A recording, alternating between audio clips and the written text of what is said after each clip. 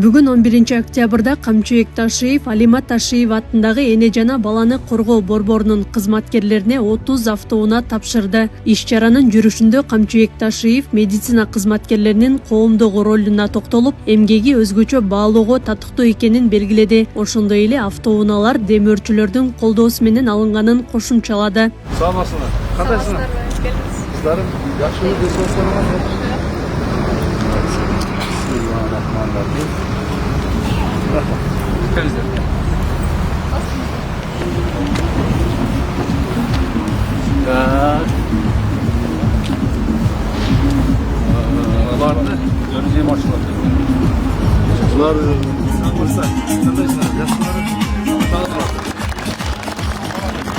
Саламатсыздарбы, урматтуу Камчыбек Кыдыршаевич, урматтуу коноктор, урматтуу кесиптештер. Мына өзүңүздөргө белгилүү болгондой, мындан бир ай мурда урматтуу генералыбыз Камчыбек Кыдыршаевич келип сиздер менен жолукканда, ушул жакшы иштеген ак ниет менен эмгек кылган биздин арабыздагы кесиптештерге ушул өзүнүн белеги бар экенин айтып кетти эле. Мына бүгүн ошону тапшыруу иретинде келип отурат. Ошондуктан анда азыркы сөздү урматтуу Камчыбек Кыдыршаевич сизге. Дагы бир жолу саламатсыздарбы, урматтуу агай эжекелер, урматтуу ак халатчан эжелерибиз, агайларыбыз, ден соолуктун коргоочулары. Сиздердин убактыңыздар аз, билемиз, себеби дегенде кайра жумушка кириш керек. Бул жерде оорулар күтүп турат сиздерди. Ошондо мен азыраак сүйлөйүн. Урматтуу ак халатчандар, биздин негизги милдетибиз мамлекеттик жетекчилердин негизги милдеттери. Ушул мамлекетте иштеген адамдарга камкордук көрүү. А сиздердин милдеттериңиздер кол алдыңыздардагы жана ооруган оорулууларга камкордук көрүү. Мен ойлойм, ар бирибиз өзүбүздүн милдетибизди так аткарышыбыз керек деп. Ал эми бүгүнкү сизге берилип аткан белектер боюнча мен өз ушундай бир максатым бар эле. Ар дайым ушул жерди апамдын атында болгондон кийин карап турайын, көз салып турайын, жардам берип турайын деп. Сиздерге айлыгыңызга кошуп фонддон дагы 2 айлык берип атышат. Алып атасыздарбы? Жакшы эле алып атасыздарбы? Анан сырткары мага бир мурдатан бирөөгө бир жакшылык кылган бир адамдарым бар эле. Ошол адамдар келип сизге дагы бир жакшылык кылайлы, кантип жакшылык кылайлы, бир кичине сизге бир нерсе берейли, кандай кылайлы деп ушинтип келишкен экен. Анан ошондо мен айттым эле, мага чоң рахмат. Мага бардык нерсе жетишет. Кудайга миң калла шүгүр. Алла Таалам берген экен, эли журтубуз мына бийликти берди, башканы берди, бардыгы бар. Менин ушу эгерде мүмкүнчүлүгүңөр болсо, ошол жерде бизде больница бар. Больницада иштеген биздин агай эжекелерибизге жардам бергиле. Ошолорго жардамыңар тийсин деп ошол адамдар менен сүйлөштүм эле. Анан жакында эле келип айтып калышты, андай болсо болду, биз даярбыз, жардам беребиз деп. Ошондон сүйлөшүп отуруп, эмнени чечтик? Баягы Кудайга шүгүр айлыкты алып атасыңар, дагы эле тыйын берсе, тыйын дагы эле жок болуп кетет, туурабы? Анан ушу эстелик болсун деп силерге ар бириңиздерге бирден бекер машина берейин деп чечтик.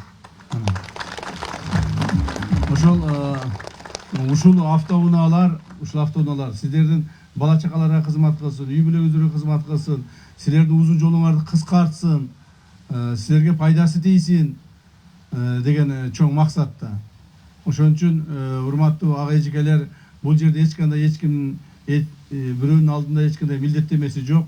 Бул таза сиздерге болгон биздин ыраазычылык, кылган кызматыңарга болгон ыраазычылыгыбыз. Мындан арда ден соолуктуу болуп, жакшы кызмат кылгыла, ак кызмат кылгыла. Кызмат кылуу, ушул элге кызмат кылууну дагы Алла Таалам кимдерге буйрат, кимдерге буйрубайт. Мына сиздерге Алла Таалам буйрган экен элге кызмат кылууну. Ошо кылган кызматыңарды ак таза кылсаңар деген менин оюм бар эле. Анан мен ойлойм, силер деле ошондой тилекте болсоңор керек. Силер деле ушундай Кыргызстаныбыздын жакшынакай үй бүлөлөрдөн чыккан бала чакасыздар, туурабы? Анан сырткары мындан кийин дагы биз көптөгөн жакшылыктарды жасайбыз деген ойдобуз. Мындан кийин дагы. Эми бая башында айтып өткөндөй, мага эч нерсенин кереги жок. Мага байлыктын кереги жок. Мага жетишет, Кудайга шүгүр. эч кандай бир байлык топтоп, бир эбегейсиз бир бай болуп, же болбосо бир чалкалап бай болуп жатайын деген эч кандай оюм жок. Андай болбойт дагы, мен андай кылдырбайм дагы. Өзүмдү дагы, мен жакындарымды андай кылдырбайм. Так, бизге жетет, Кудайга шүгүр. Эгер Алла Таалам бере турган болсо, ошо сиздерге окшогон элге журтка бөлүшүп жашайлы деген үмүтүбүз бар. Мен апам дагы ушуну айта берчү эле, балам көп нерсе топтобо, балам көп нерсе башыңа үйө бербе, ашык дөөлөт баш жарат, кой балам, топтобо, тиге жардам берип койчу, тиге жардам берип койчу, тигинин баласы ооруп атат, мунун баласы кыйналып атат, тигилер мына мектепке бара албай, алмаалда силер азыр эми ал убакыттар 90-жылдарды жакшы билбей калдыңар, өзүңөрдө кичинекей болсоңор керек. Алмаалда баягы мектепке бара албай, буттарында тапочка, ботинкелери жок, үйлөрүндө тамак аш жок болуп калган убакыттар болгон. Ошолорду айта берчү эле, ушу бала мына бул баланчанын үйүндө ушундай кыйналып атыптыр, ушуга тамак аш алып бер, тигинин 3-4 баласы бар, мектепке жөнөтө албай атыптыр, кийим алып бер деп эле ушу апам ушундай эле элдин немесин карап жүрө берчү эле. Акыры келип Алла Тааламын буйруган экен, мына ушу апамын тилегин берип, биз ушундай болуп чоңойгонго мүмкүнчүлүк болду. Мен мунун баарын сиздерди өзүмдүн жакындарым катары, мамлекет кызматкерлери катары эмес, өзүм жакындарым катары, ушу боорукер айымдар, медицина кызматкерлери катары айтып атам да сиздергечи. Эгерде мамлекет кызматкерлери жанагыдай иштей турган, талап кое турган нерсе болсо айтса билесиңер, мен кандай сүйлөйт элем. Ошондуктан мен ушул жерде сиздерге дагы ыраазычылыгын билдиремин. Урматтуу ага эжекелер, мындан арда көбүрөөк иштеңиздер. Биз мына администрация, ушул мекеменин администрациясы сүйлөшсөк айтып атышат, бергенде ар бирине милдеттеме кылып атабыз, жок дегенде бир 5 жыл ушул жерде иштей бергиле деп атабыз деп. Ошону туткулагыңыз, тутуңуздар. Мен силерден суранамын. Анан кийин машина алып алып туруп, эртеси күнү, 2 күндөн кийин, 1 жылдан кийин, жарым жылдан кийин мен болду иштебейм деп иштеп кетип калбагыла. Макулбу? Ошо 5 жыл иштегиле. Мындан кийин да жардам берип турабыз. Мындан кийин дагы колдоп турабыз. Себеби ушул мекеме ишканада зарыл болгон адамдар. Бул жерге жыргагандан эч ким келбейт. Бул жерге бир жыргап кетейин деп бир кафеге, ресторанга келгенде эмес, же башка бир жерге келгенде, бул жерге ооруган адам келет. Муктаж болгон адам келет. Ошо силердин мээримиңерге муктаж, силердин жанагы профессияларга муктаж адамдар келет. Бул жерде мына алтындай болгон бөбөктөрүбүз төрөлүп атат. Ушу бөбөктөрүбүз эртең мамлекетибиздин келечегин камсыздайт. Мына биз дагы убакыт келет, биз деле өтөбүз. Убакыт келет, баарыбыз өтөбүз. Азыркы төрөлүп аткан балдарыбыз эртең ушу мамлекетибизди сактап, коргоп, алдыга жылдыра турган балдар болот. Ошон үчүн ушул муктаж болгон адамдарга баарыңыздар мээримиңиздер төгүңүздөр деп айтар элем. Мээримиңиздер төгүңүздөр. Ыраазы болуп чыгып кетсин ушулар ушул жерден. Чыкканда ыраазы болуп, рахматын айтып чыгышсын. Анан кийин чыкканда менден акчасын тоноп алды, мени коркутуп алды, жакшы карабайт экен, мындай отношениясы чатак экен деген жаман сөздөрдү айтпасын. Мейлиби? Ошого баам салыңыздар. Бир киши айтса айта берет, же бир киши эч нерсе болбойт дебей, ар бир адамга, ар бир пациентке өзүнө жараша жакшынакай, эми алар туура эмес мамиле кылса деле силер жакшы мамиле кыла бергиле.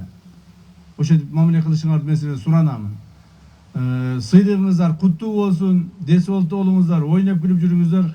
Кудайым ушундай жаркыраган, жакшылыкта жолукканга дагы насип этсин. Рахмат баарыңызга. Борбордун кызматкерлери бул колдоону зор кубаныч менен кабыл алып, мамлекет тарабынан көрүлүп жаткан камкордук үчүн ыраазычылык билдиришти. Алардын айтымында мындай колдоо медицина кызматкерлерине ишеним берип, өз ишине болгон жоопкерчиликти арттырат. Кыдыршаев, сизге чоң ыраазычылык.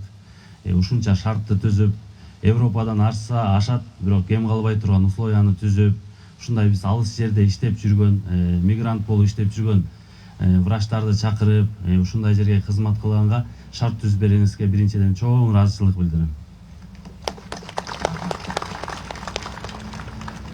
Анан 31 августта бизди келип аябай сүйүндүрүп кеттиңиз эле, ушундай бир белек берем деп, аныңыз көп өтпөй эле мына Кудайдын улагы сүйүнсүн, аябай толкунданып, бүгүн сүйүнүүчүбүз 2 эсе 1000 эсе артып отурат. Чындыгында ушул жерде иштеген 300гө жакын адамдын түшүнө кирбеген нерсе да, Кыргызстанда болуп көрбөгөндөй көрүнүш, чындап айтканда. бир айдын ичинде келип отурат. Ошо бизди жолдо калбасын деп, бизге шартты түзүп бергениңизге дагы бир жолу ыраазычылык. Анан келгениңизде өзүңүз балам үйлөн деп тапшырма коюп кеттиңиз эле, Кыдырчаевич. Үйлөндүк буюрса, үйлөнүп медицина кызматкерине, келинчегибиз медицина кызматкери, ушул жерде буюрса үй бүлөбүз менен 5 жыл эмес пенсияга ушул жерден чыгалы деп кызматка келдик, Кудай буюрса. Набиева Гульмира Хуслидиновна.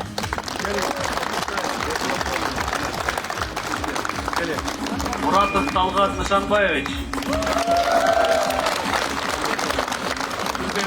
Ямдыбек. Кубанычбеков Борис келди. Заякова Анара.